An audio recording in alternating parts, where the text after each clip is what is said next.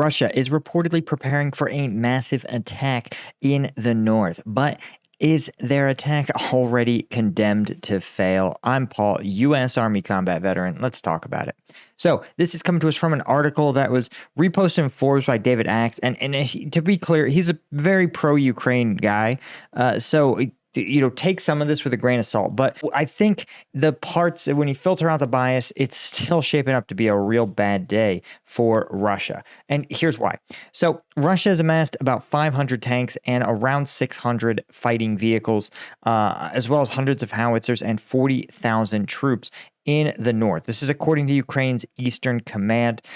This is taking place opposite of Kupyansk. Now, Kupyansk, you can see right here in the north, and this may sound like a lot of troops, and it can be, but we've certainly seen this scale of attacks from Russian troops before.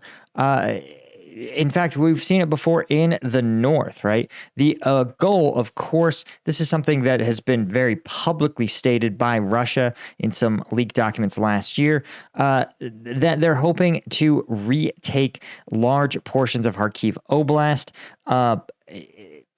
leading up to by the end of the year. They're actually saying at least a Ukrainian Center for Defense Strategies, a think tank, claims that the Russian Federation wants to actually seize the terrain by March of 2024, at least up to the Oskil, which runs, you can see it right here, running straight through Kupyansk. So this is a not really too challenging goal here for the Russian forces, right? Given that the Oskil actually forms the boundary between the forces up unto Kupyansk. So it's not an especially ambitious goal, though I guess if your goal is to have it done by March, you've got basically 6, maybe 8 weeks to do it. So, and of course, they claim that's to align with the timing for the vote for Vladimir Putin, his election. While not really a real election, as the writer points out here, it's still something that has tremendous symbolic value for Russia. And because remember, it's one of the things that when you do these sham elections, you still are asking people to make a referendum on you, right? Not necessarily literally in the way that in a democracy you can vote for two candidates that might have opposing ideas in some dimensions, but you can choose to vote and not to vote. And that itself is kind of a referendum. Plus, it encourages people, these elections, to think about what their politician, what the leader, in this case Putin, has done for the country in the preceding year or 2 years. And for Putin, he's led the country into probably one of their most disastrous wars in modern Russian history, probably even since the start of the Russian Federation. So he really needs to have some victories to show, lest it come to the forefront of people's minds just how mismanaged the Russian nation is. Of course, opposite that, right, is around 10 Ukrainian brigades, 3rd and 4th Tank Brigade, and about 20,000 Ukrainian troops. But so the writer here claims that the problem is going to be the shortage of 155 artillery. But Ukrainian forces, right, their daily allotment of shells has fallen by 2/3 to just about 2,000 rounds. Meanwhile, Russians may fire as many as 10,000 shells a day thanks to North Korean ammunition. So this is a tremendous firepower advantage that the author argues will allow Russia to simply blast desired terrain into oblivion. It's possible, right? And we've seen it in other areas where instead of taking a village, Russia effectively destroys the village and then attempts to push light infantry into the rubble, claiming victory.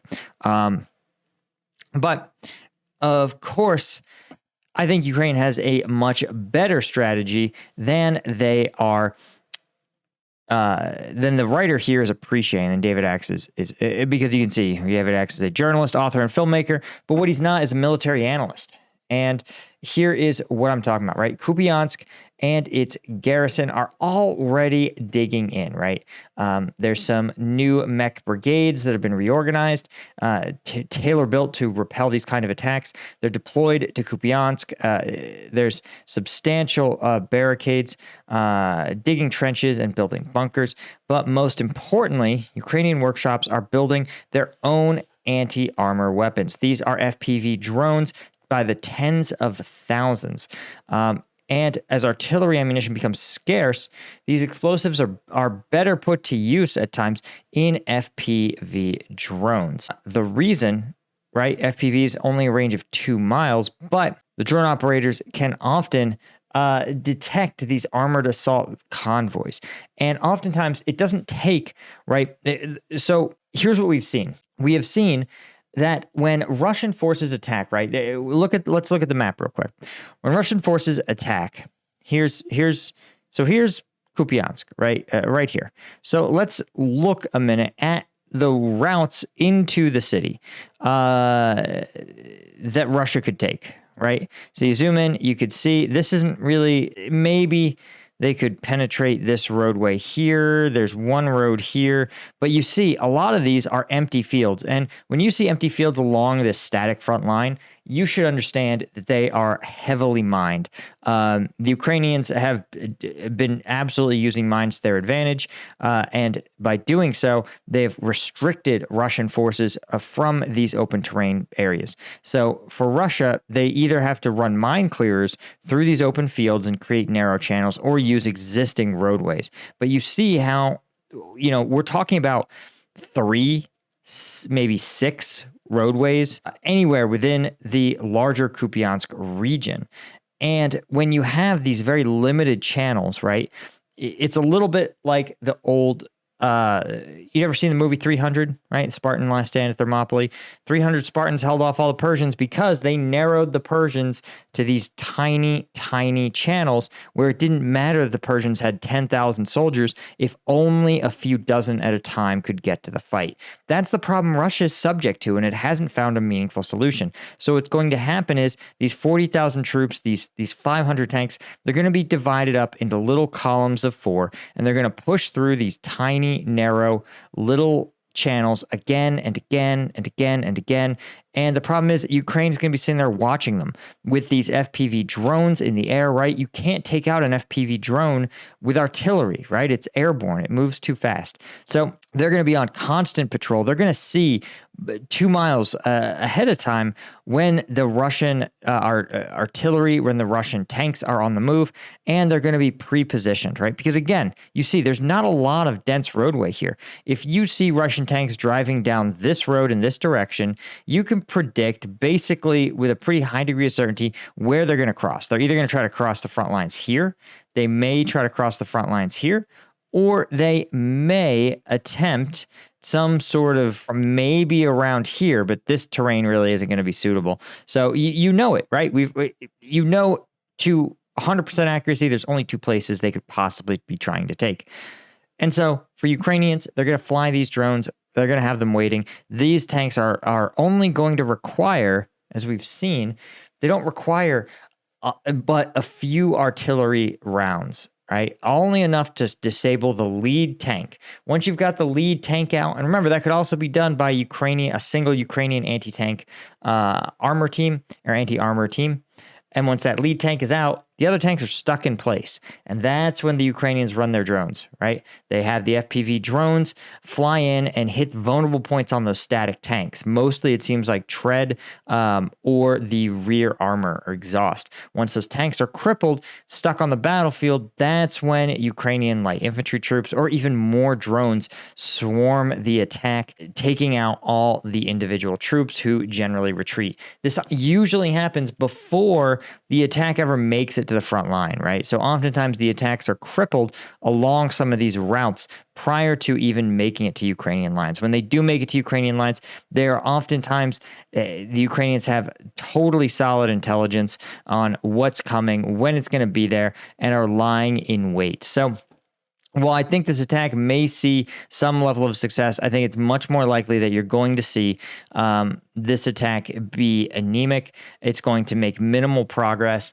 and it's not going to have an answer for Ukraine's FPV drones, right? We've seen this already. We've seen just dozens and dozens of videos where it's obvious that Russian armored forces have no answer for Ukrainian FPV drones. And that's not this isn't me standing for Ukraine. because when Ukraine was on offense and they used mechanized tactics like this, they also found that Russian defenses were just really, really good. Between the minefields, between the elastic defenses, between the prepared artillery positions and the FPV drones, they just couldn't break Russian lines.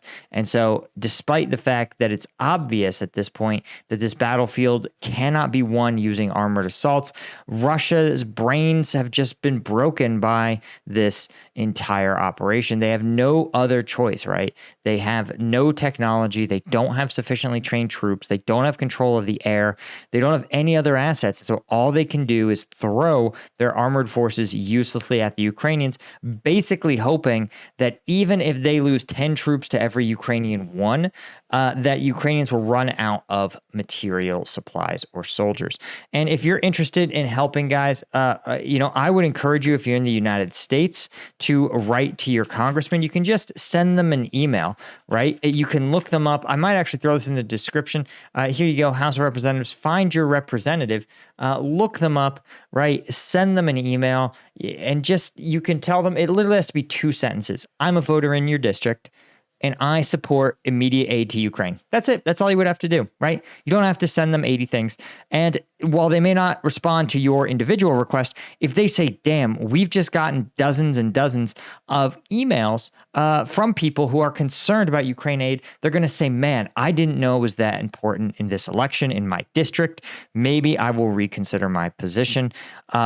Because again, as we've heard from some leaked reports, Zelensky said Ukraine is fine until February. Well, here we are in February, so I would encourage you to make that happen. And of course, if you need some energy and some encouragement to get through what's your challenges, you want to check out Strike Gum. Strike Gum is, of course, my gum inspired by my time in Afghanistan, where I used to carry around cans of energy drinks on patrol. Yeah, when I needed a caffeine boost, that's what I had to do. And it was disgusting, guys. 135 degrees wreaks havoc on an energy drink, right? So I invented Strike Gum. Strike Gum has all the caffeine of an energy drink, 90 milligrams in every single piece, 0 sugar, and 100 milligrams of alpha GPC. So check it out at strikegum.com. That is all I had. Be sure to hit like and subscribe on the video. Tell the YouTube algorithm this is good stuff. And thanks to all the members of combatvetnews.com. And I'll see you guys in the next one. Cheers.